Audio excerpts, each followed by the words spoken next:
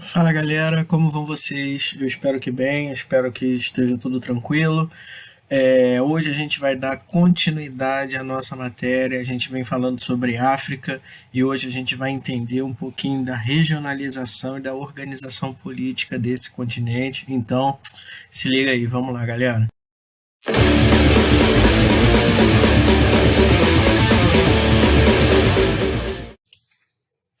Então vamos lá, galera. Como a gente já viu em outro momento, é que o continente africano tem uma diversidade natural gigantesca de climas, de paisagem natural, de vegetação, né? A gente também tem uma diversidade cultural muito grande dentro do continente africano. Mas ainda assim, baseado nas questões históricas, nas questões étnicas, nas questões religiosas, a gente consegue encontrar aí, a gente consegue delimitar de maneira mais simplificada basicamente duas grandes regiões, a África do Norte e a África subsaariana, tá?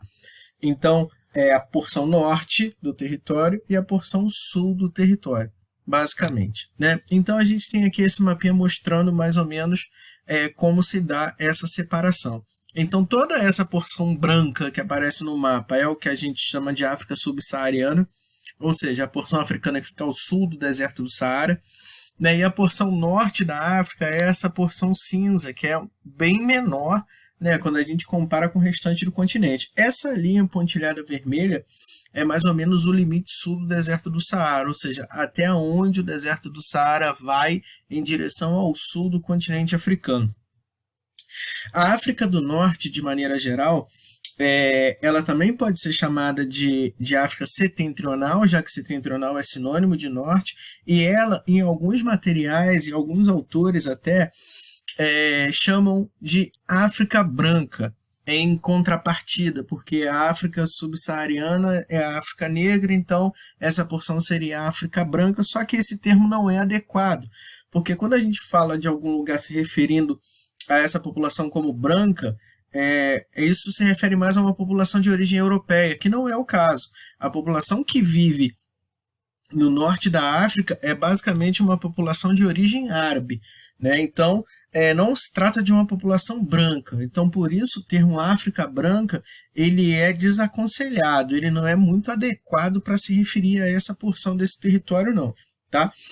E aqui, esse segundo tópico tem uma informação importante, que a gente fala que a maioria é árabe e islâmica. Por quê? Nem todo árabe é islâmico e nem todo islâmico é árabe, né? Então é importante a gente ter essa ideia clara, né, de que não são sinônimos, né, não são a mesma coisa.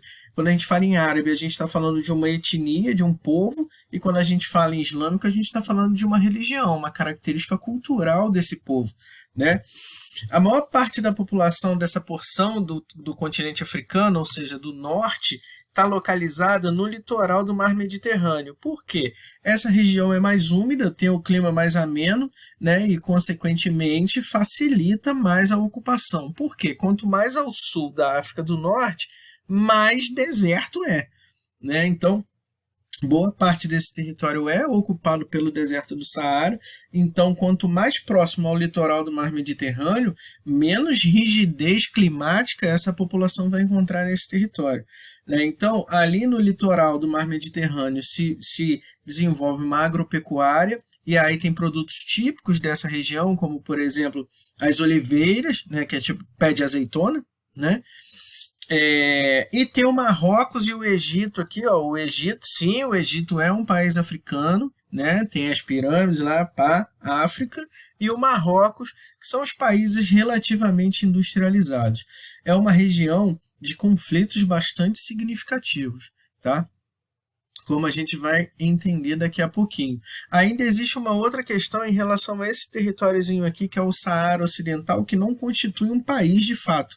Esse território ele foi colonizado, quando ele deixou de ser colônia, não se constituiu um novo país. Então, os vizinhos ali, a Mauritânia, o Marrocos, eles meio que disputam esse território, assim como tem uma frente do Saara Ocidental que visa proteger esse território, né? Inclusive, ali entre o Saara Ocidental e o Marrocos existe uma das maiores muralhas de pedra e areia do mundo, né? Foi construída por essa galera no Saara Ocidental para tentar se proteger das invasões dos vizinhos, né? Um fato bastante curioso para a gente aí. Então, como eu falei para vocês, né, a população, essa região, na verdade, o norte da África, ele tem duas regiões distintas, a do litoral do Mar Mediterrâneo e a porção sul, né, onde a porção do litoral ela tem os efeitos da maritimidade, então por isso ela é úmida, né, e tem o clima menos rígido, justamente por conta da influência do Mar Mediterrâneo nessa estrutura climática, e no sul, a área de deserto do Saara propriamente dita, né? A gente já viu até na aula anterior, quem não se lembra, procura o vídeo aí, que fala do quadro natural do continente africano, sobre as características climáticas do deserto e tudo mais, né? Essa região, dentro do norte da África, tem uma sub-região que é chamada de Maghreb. O Maghreb, a tradução literal para Maghreb é lugar onde o sol se põe, lugar do sol poente. Isso é uma referência a esse limite do islamismo. Por quê? A gente tem aqui, por exemplo, o ponto extremo para oeste do continente africano. Aqui a gente tem o Oceano Atlântico e o continente americano do lado de cá. O continente americano não tem nenhuma nação islâmica. Então, por isso que esse nome faz referência, né, ao poente, porque é como se fossem trevas, né, na porção oeste, na porção ocidental, né? Então, por isso a ideia do lugar onde o sol se põe, porque a luz do Islã só vai até ali. É tipo isso, né? Essa ideia. Espero que vocês tenham conseguido entender. Esse mapinha aqui que vocês estão vendo, ele traz uma coisa curiosa. O Saara Ocidental não aparece aqui. É como se todo aquele território pertencesse ao Marrocos, né? Porque o Marrocos reivindica esse território, né? Mas existe aqui o Saara Ocidental, tá, pessoal? Essa região, só o Maghreb, ele representa aí 1,5 vezes a superfície dos países da União Europeia, com 27 membros da União, né? São 6 milhões de quilômetros quadrados, grande parte desse território ocupado pelo deserto do Saara, mas é um território imenso, né? É uma área enorme. São aproximadamente 84 milhões de habitantes, principalmente no litoral, onde o mais populoso aí é a Argélia, seguida pelo Marrocos, né? E aí vem algumas populações menores, como na Mauritânia, com 3 milhões, aqui na Tunísia com 10, porque são territórios relativamente pequenos, né? Não são países muito grandes, e mesmo assim, não muito grandes quando a gente compara com o Brasil, claro, né? E como boa parte desse território é ocupado por deserto, certamente as densidades, as populações vão se concentrar numa porção menor do território, né? Então, aí são mais ou menos 84 milhões de habitantes no Maghreb. Em caráter de comparação, o Brasil tem 200 milhões, né? Essa região aí, ela é foco de tensões seríssimas, né? Como vocês podem ver aqui, todos os países têm problemas de desemprego elevado, principalmente entre a população mais jovem, entre a população recém-formada.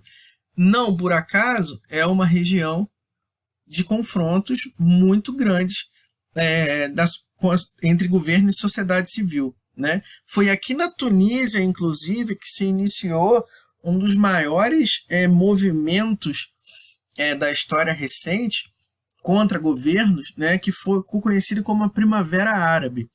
A Primavera Árabe foi um grande movimento laico, popular, iniciado em 2010, que usou como principal fonte de articulação as redes sociais, principalmente o Twitter, onde organizavam protestos, marcavam um local, marcavam um horário, né, e milhares de pessoas compareciam a esses protestos. O início, o que desencadeou a Primavera Árabe foi que um vendedor ambulante da Tunísia, país com uma taxa de desemprego altíssima, o cara estava vendendo frutas, se eu não me engano, na rua, e essa carga dele, esses produtos dele foram apreendidos pela polícia local porque ele não tinha autorização para estar vendendo aquilo ali naquele lugar. Num ato de revolta e desespero, o cara tacou fogo nele mesmo, né? E esse episódio trágico acabou resultando e estimulando a organização de protestos que teve início na Tunísia e transbordou para vários outros países, não só do norte da África, mas também do Oriente Médio. Né? Então, eu coloquei aqui para vocês, contra regimes autocráticos. O que seria essa autocracia? Elas são formadas por governos de décadas, né? Que existe uma única figura no poder há muito tempo. Né? E era o caso de vários desses países. Por exemplo, o Muammar Gaddafi na Líbia ficou no poder 42 anos. O Hosni Mubarak do Egito ficou 30 anos no poder. Né? E todos esses caras aí foram sendo derrubados pelos protestos da Primavera Árabe. Aqui a gente consegue ver um ditatômetro, né? Que nome maravilhoso. Então a gente tem aqui os países do norte da África que foram afetados por esse movimento, né? E aqui os países do lado, né? Os países do Oriente Médio. Então a gente vê, por exemplo, na Tunísia, o Ben Ali foi deposto depois de 23 anos no poder. Na Líbia, o Muammar Gaddafi foi morto depois de 42 anos no poder. E no Egito, o Hosni Mubarak deposto depois de 30 anos no poder. E aí, né, tem os outros exemplos dos países também do Oriente Médio, que não vale a pena a gente discutir agora, porque a gente vai falar disso em outro momento, quando estiver falando especificamente sobre o Oriente Médio. O que causou a Primavera Árabe? Né? Não foi só simplesmente porque um cara se incendiou, apesar disso ser uma coisa gigantesca, óbvio. Né? Mas eram países que já vinham passando por crises econômicas muito grandes, por falta de democracia, tanto que esses caras estavam há décadas no poder, né? E qualquer tentativa de oposição era violentamente reprimida. Esses caras não ficaram 30 anos no poder com eleições democráticas e voto livre, né, pessoal? Eram ditaduras. Né? Como eu comentei com vocês, altas taxas de desemprego, alto custos de alimento, né? E a população, o principal objetivo da população era pedir melhores condições de vida, porque essa galera estava vivendo mal pra caramba, né? Então daí surgiu o estímulo, né? A situação do rapaz da Tunísia que se incendiou foi só o estopim de uma situação que já estava prestes a eclodir, né? E aí tem as situações específicas. Por exemplo, na Tunísia e no Egito, os ditadores deixaram o poder sem oferecer resistência. Na Líbia, o Muammar Gaddafi foi morto por conta de uma ação militar comandada pela OTAN, que é a Organização do Tratado do Atlântico Norte, que foi uma organização militar que surgiu durante a Guerra Fria, né, e hoje ela tem como função basicamente proteger os países ricos. O Iêmen e a Síria, que são casos aí já no Oriente Médio, né, mas que, vamos comentar rapidamente, no caso da Síria, é o único país da Primavera Árabe que não conseguiu derrubar o presidente, que é o Bashar al-Assad, que continua no poder até hoje.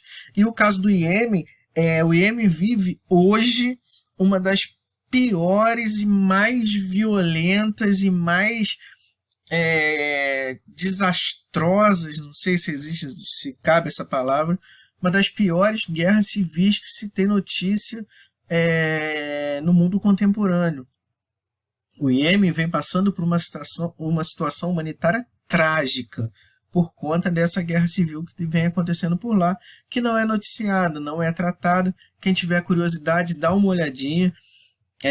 Até no meu blog, se eu não me engano, tem uma matéria sobre isso, mas dê uma olhada na guerra civil da Síria, porque as informações são chocantes. As imagens são chocantes, a situação é chocante porque é uma situação de completo abandono das grandes potências mundiais em relação a esse território que vem sendo massacrado por uma guerra civil. Né? E aí, galera, depois da Primavera Árabe, depois que passa esse momento de revoluções, né, de derrubadas de líderes e tudo mais, não se inicia, infelizmente, não se inicia um momento do felizes para sempre nesses locais. Né? Pelo contrário, inicia-se um período de crises profundas, de uma instabilidade política enorme, de diferentes grupos disputando poder violentamente, né? E aí fez com que esse período ficasse conhecido como Inverno Árabe, que é o período sequente ao da Primavera Árabe, né? Então, vários desses países não se encontram estáveis até hoje, né? A Síria, por exemplo, vive guerra civil até hoje. A Líbia, existe grupos diferentes disputando o poder, se matando de maneira bárbara. Então, infelizmente, a Primavera Árabe acabou não resolvendo o problema dessas populações. Ah, Henrique, então quer dizer que não vale a pena a população se levantar, se organizar por dias melhores? Claro que vale. Continuo defendendo que essa é a melhor forma da gente exercer a democracia, né? Que é exigindo nossos direitos e que a população seja respeitada e tudo mais, óbvio, né? A população tem todo o direito de reivindicar. Mas, infelizmente, no caso da Primavera Árabe, a população não conseguiu aquilo que buscava, né? Conseguiu num primeiro momento, que foi derrubar aqueles governos autocráticos, mas as mudanças positivas elas acabaram não chegando de maneira geral, né? E isso acabou gerando também o enfraquecimento da chamada Liga Árabe. A Liga Árabe foi fundada em 1945 e tinha como objetivo reforçar os laços, aproximar os países árabes propriamente ditos, como o próprio nome diz, né? Por quê? Era uma forma ali de colocar os países para mediar conflitos, né, para resolver pendências políticas entre eles, sempre de maneira diplomática, né? Atualmente são 22 países que fazem parte da Liga Árabe, sendo a Síria suspensa em 2011 por conta da situação política desse território, né? E o poder da Liga Árabe acabou se enfraquecendo por conta, né, dessa catástrofe política, econômica e social que esses países vêm vivenciando atualmente. Tá? Galera, por hoje é isso que eu tinha para trazer para vocês. Espero que tenha conseguido ser claro, né? Que vocês aproveitem aí bastante esse conteúdo. Qualquer dúvida, por favor, deixem comentário, mandem mensagem, que a gente está aí para ajudar, tá bom? Espero que a gente possa se encontrar em breve. Cuidem-se, fiquem em casa. Se precisar sair, máscarazinha, mas só se for necessário, tá? Beijo no coração, galera. Se cuida aí e até logo.